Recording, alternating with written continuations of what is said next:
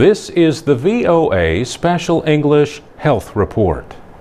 We recently told you about a study which found that more than 10% of all babies worldwide are born too early. A common problem in preterm babies is respiratory disease. The lungs are the last organs to develop.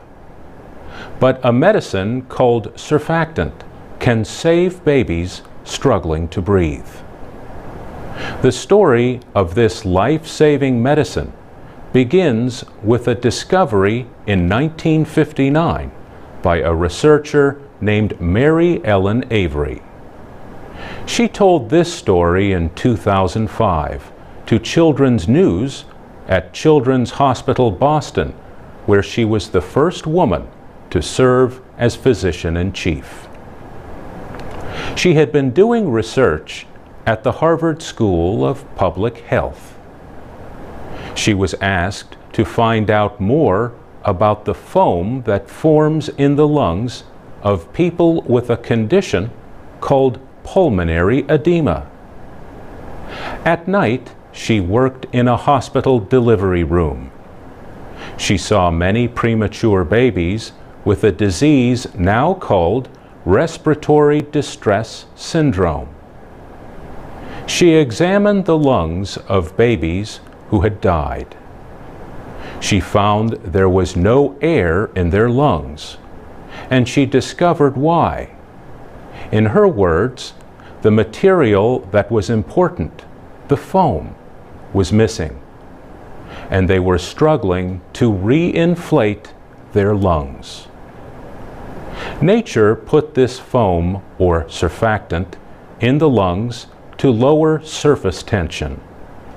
You cannot keep air spaces inflated without it. Babies usually develop this coating while they are in the womb, but many premature babies do not. Finally, in 1980, a Japanese doctor, Tetsuro Fujiwara, published a study about an artificial surfactant. It could be given to a baby, and within minutes, the baby could breathe. The medical community had taken years to accept Dr. Avery's discovery, but she told Harvard Medical School in 1982 that she never gave up. In her words, knowing what you want to do is important, especially in research.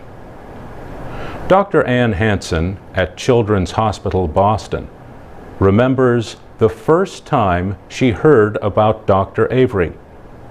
It was in 1990, when the government was in the process of approving a surfactant called ExoSurf.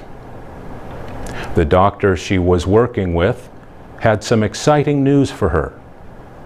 She said it was the last night before the hospital would start giving ExoSurf to all its preterm babies. And then he told her the story of Mary Ellen Avery. Dr. Avery was 84 years old when she died late last year. For VOA Special English, I'm Mario Ritter.